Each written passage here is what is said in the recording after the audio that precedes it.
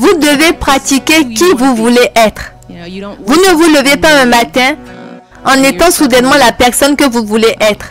Vous devez y mettre de l'énergie. Donc si vous voulez être une personne honnête, vous devez être honnête chaque jour. La vie vous mettra de nombreux obstacles sur votre chemin, qui seront bien pires qu'une mauvaise note. Vous aurez des patrons déraisonnables et des clients difficiles. Vous ferez face à des maladies, des pertes, des crises et des revers qui surgiront de nulle part et vous feront tomber. Mais contrairement à tant d'autres jeunes, vous avez déjà développé la résilience, la maturité nécessaire pour vous relever. Vous secouez la poussière et continuez à avancer malgré la douleur. Continuez à avancer. Mais je savais que je me vendais à rabais. Je ne considère pas cela comme du courage. Vous n'avez pas pensé que c'était courageux de dire « Je veux être payé pour le temps que je donne ». Je le voyais juste comme ne pas me laisser exploiter. Vous savez, je sais ce que je vaux. Tu connaissais ta valeur. Michelle Obama est une ancienne première dame des États-Unis. C'est aussi une avocate. Dans cette vidéo, on verra 7 leçons qu'on peut tirer de sa vie, de son histoire en tant qu'avocate et en tant que première dame. Vous avez parlé des inquiétudes que vous aviez concernant le jugement des autres à propos de vos choix de carrière, en particulier lorsque vous avez quitté le droit. Comment avez-vous surmonté cela et que diriez-vous aux gens qui font face au même dilemme? La première chose que j'ai dû surmonter, c'était ma propre culpabilité. Parce que lorsque vous dépensez autant de temps et d'argent, dans mon cas, en contractant des prêts étudiants, je suis sortie de l'école de droit avec beaucoup de dettes. L'idée de ne pas vouloir investir financièrement pour récupérer cet investissement initial a été un défi pour moi, surtout en étant une enfant de la classe ouvrière. J'ai parlé de la conversation que j'ai eue avec ma mère, où j'essayais d'expliquer que je n'étais pas passionnée par ma carrière et je me sentais coupable de parler à une femme qui avait sacrifié tant pour moi et qui n'avait probablement jamais eu le luxe de penser à quelque chose d'aussi futile qu'une passion. Expliquer cela à une famille de la classe ouvrière, dire que vous voulez abandonner une carrière solide et un revenu stable pour poursuivre ce qui est profondément ancré dans votre cœur. Au début, mes parents étaient inquiets. Mais ce qui était aussi une partie du défi, c'était de savoir que j'allais faire autre chose. Je me décris comme quelqu'un qui coche des cases, parce que c'est ainsi que nous enseignons aux enfants. Il y a un chemin à suivre. Vous choisissez une carrière à l'âge de 7 ans, vous étudiez cette carrière à l'école élémentaire, vous allez à l'université, vous choisissez une spécialisation. C'est ainsi que nous formons nos enfants. J'étais sur cette voie et je savais comment réussir. Je savais comment obtenir les bonnes notes et passer au niveau suivant. Mais personne ne m'a appris à creuser au plus profond de moi, de mon âme, et à découvrir ce qui m'importait. Nous ne parlons pas aux enfants de ce qui les intéresse. Nous parlons de ce dans quoi ils devraient se spécialiser, de ce qu'ils devraient étudier. Et ces deux choses sont très différentes. Une partie de la lutte consistait à comprendre que je devais réapprendre. Comment m'éduquer sur qui j'étais. L'école ne m'a pas appris cela. Tous ces diplômes, toutes ces écoles prestigieuses ne m'ont pas aidé à me connecter à la personne que j'avais besoin d'être en tant qu'individu. J'ai dû rembobiner tout cet apprentissage. J'ai fait ce que j'appelais des entretiens informatifs. Je devais aller rencontrer des personnes qui faisaient toutes sortes de choses qui semblaient intéressantes pour découvrir ce qui m'importait. Était-ce des enfants?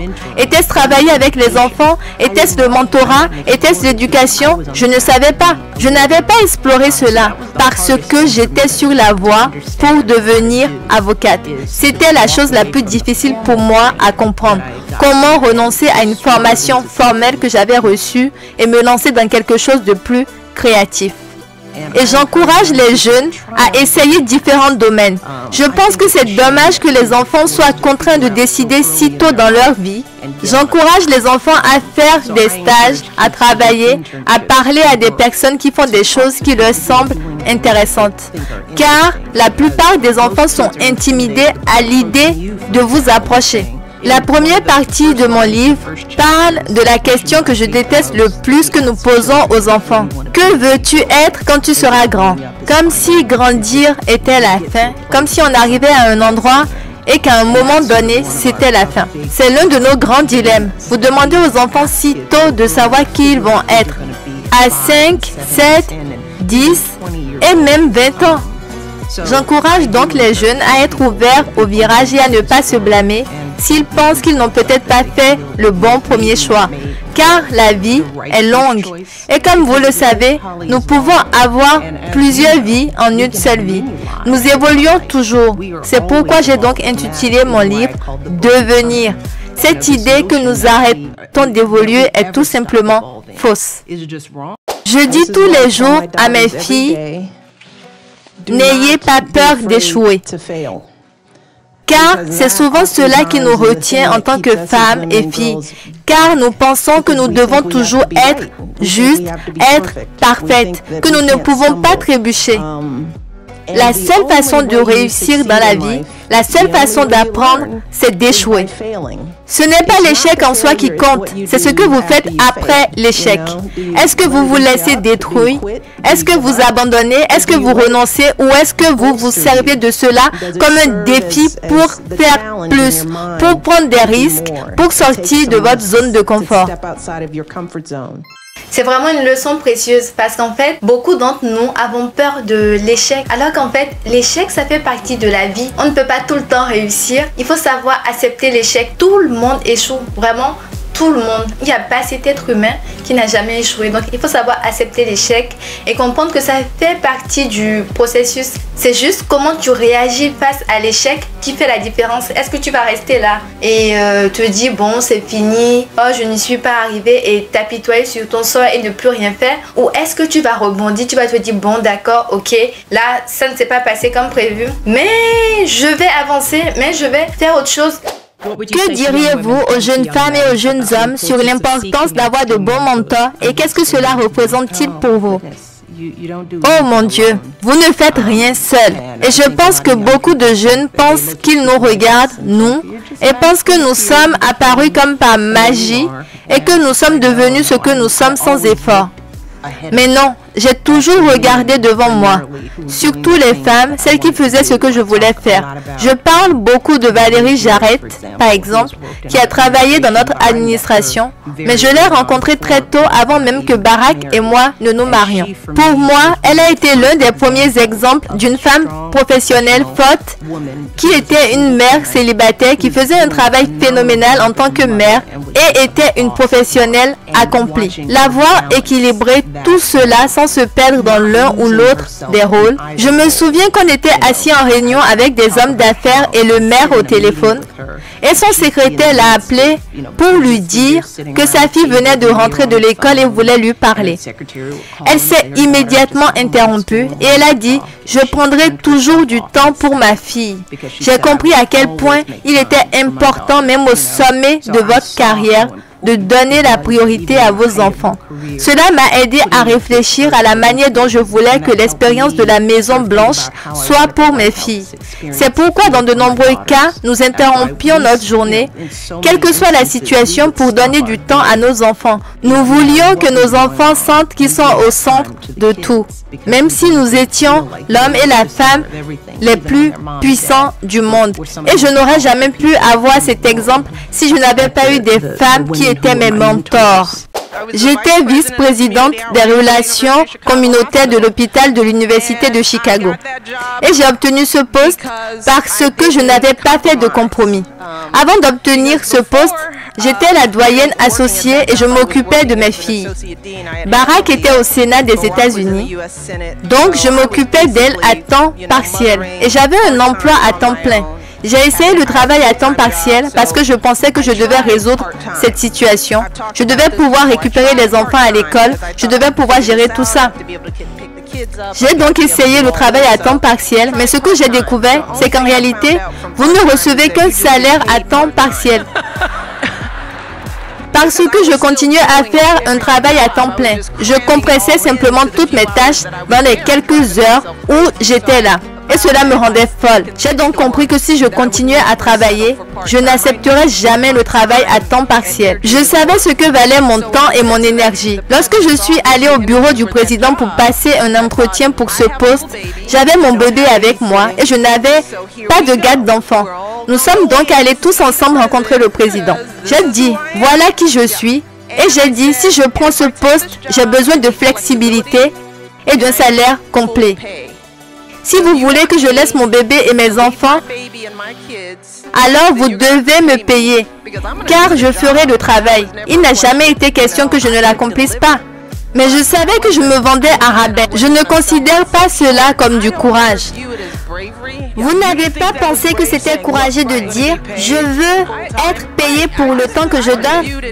Je le voyais juste comme ne pas me laisser exploiter. Vous savez, je sais ce que je vaux. Tu connaissais ta valeur. C'est à toi de connaître ta valeur. Parce que si tu ne connais pas ta valeur, tu vas accepter tout et n'importe quoi. Et après, tu seras frustré, triste. Et vraiment, c'est primordial de connaître sa valeur. Il y a des choses qu'il ne faut pas accepter. Il faut connaître sa valeur, connaître ses limites et savoir dire non. Dis là, non, non, non, ça, je ne peux pas l'accepter parce que je connais ma valeur. Je sais que je mérite plus que ça. Je sais que je mérite mieux. Et ce n'est pas de l'arrogance. C'est juste connaître sa valeur. Que ce soit dans les relations amicales ou amoureuses, que ce soit dans ton travail, que dans la vie en général, il faut que tu connaisses ta valeur et que tu saches dire non, que tu mettes des limites. J'ai toujours ressenti une profonde obligation d'avoir le plus grand impact possible avec cette incroyable plateforme. Alors, j'ai abordé des questions qui me touchaient personnellement. Des questions comme aider les familles à élever des enfants en meilleure santé, honorer les incroyables familles militantes que j'ai rencontrées lors de la campagne électorale, inspirer les jeunes à valoriser leur éducation et à obtenir leur diplôme. Certaines personnes critiquent mes choix en disant qu'ils n'étaient pas assez audacieux. Mais ce sont mes choix, mes questions, et j'ai décidé de les aborder d'une manière qui me semble la plus authentique. Une approche à la fois substantielle et stratégique, mais aussi amusante et inspirante. J'ai donc plongé dans les détails des politiques, travaillé avec le Congrès sur des législations, fait des discours à des PDG, des généraux, des militaires, des cadres d'Hollywood, mais j'ai aussi veillé à ce que mes efforts résonnent auprès des enfants et des familles, ce qui signifiait faire les choses d'une manière créative et divertissante. Oui, j'ai planté un jardin et fait du hula pop sur la pelouse de la Maison Blanche avec des enfants. J'ai dansé avec ma fille à la télévision. J'ai célébré les enfants de militaires avec Kermit la grenouille. J'ai demandé aux gens à travers tout le pays de porter des t-shirts spéciaux lors de la journée d'inscription à l'université. Et à la fin de la journée, en restant fidèle à moi-même, j'ai découvert que ce voyage avait été incroyablement libérateur parce que, quel que soit ce qui s'est passé, j'avais la tranquillité d'esprit de savoir que tout le brouhaha, les insultes, les doutes, tout cela n'était que du bruit. Cela ne me définissait pas, cela ne changeait pas qui j'étais et surtout cela ne pouvait pas me retenir. J'ai appris que tant que je restais fidèle à mes convictions et à mes valeurs et que je suivais ma propre boussole morale, alors les seules attentes auxquelles je devais répondre étaient les miennes.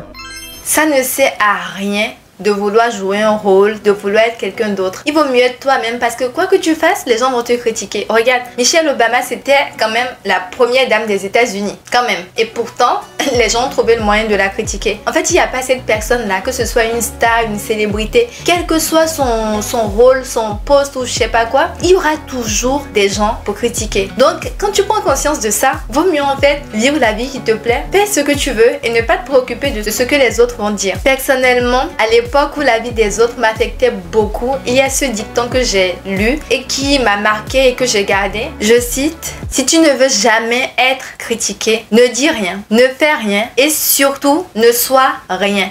Vous ne devriez jamais considérer la difficulté comme un désavantage. Au contraire, il est important de comprendre que votre expérience face à l'adversité et votre capacité à la surmonter constituent en réalité l'un de vos plus grands atouts. Je le sais parce que j'ai moi-même vécu cela. Non seulement en tant qu'étudiante qui se frayait un chemin à travers l'école, mais des années plus tard avant d'arriver à la Maison Blanche, lorsque j'ai travaillé comme doyenne dans une université. J'ai donc rencontré des étudiants qui avaient tous les avantages. Les parents payaient les frais de scolarité, ils vivaient dans de magnifiques dortoirs sur le campus et possédaient tout ce qu'un étudiant pouvait désirer. Des voitures, des ordinateurs et de l'argent à dépenser. Mais quand certains d'entre eux ont obtenu les premiers mauvais résultats, ils se sont tout simplement effondrés. Ils étaient perdus parce qu'ils n'étaient pas préparés à faire face à leur première déception ou à un échec. La vie vous mettra de nombreux obstacles sur votre chemin, qui seront bien pires qu'une mauvaise note. Vous aurez des patrons déraisonnables et des clients difficiles. Vous ferez face à des maladies, des pertes, des crises et des revers qui surgiront de nulle part et vous feront tomber. Mais contrairement à tant d'autres jeunes, vous avez déjà développé la résilience, la maturité nécessaire pour vous relever. Vous secouez la poussière et continuez à avancer malgré la douleur. Continuez à avancer. Vraiment, le progrès, c'est la seule manière d'être heureux. Tant qu'on est en vie, on doit trouver des choses à faire pour avancer, pour grandir en tant que personne. Ce n'est que le jour de ta mort que ça y est, ce sera fini. Que ce n'est pas grave si tu fais plus de progrès, ce sera qu'à ta mort. Mais tant que tu es vivant, tu dois continuer à trouver des choses à faire pour progresser. Ce n'est que comme ça que tu te sentiras épanoui. Il ne faut pas stagner en fait, sinon on sombre. Vous devez pratiquer qui vous voulez être. Vous ne vous levez pas un matin en étant soudainement la personne que vous voulez être. Vous devez y mettre de l'énergie. Donc si vous voulez être une personne honnête, vous devez être honnête chaque jour, dès l'âge de 3, 4, 5 ans. Si vous voulez être travailleur, le travail acharné ne surgit pas du jour au lendemain.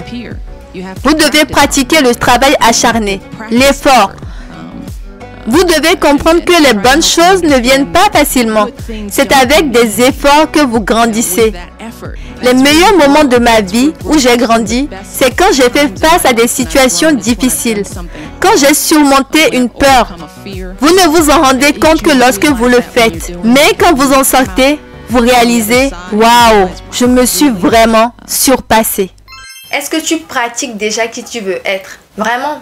Parce que juste dire j'aimerais ça, je veux être ça, et alors que tu ne fais rien dans le sens de qui tu veux être, en fait c'est un peu fou quand même. Donc pratique qui tu veux être, et si tu ne sais pas encore qui tu veux être, ce que tu veux faire, prends le temps de déterminer qui tu veux être et ce que tu veux faire.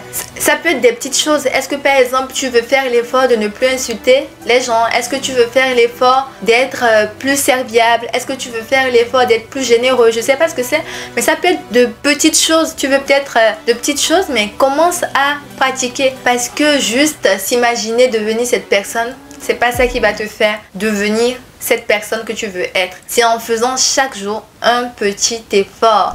Donc, on arrive à la fin de cette vidéo. Dis-moi en commentaire lequel de ces conseils a le plus résonné en toi. Et commence surtout à les appliquer dès aujourd'hui. Mais vraiment, applique au moins celui qui a le plus résonné en toi.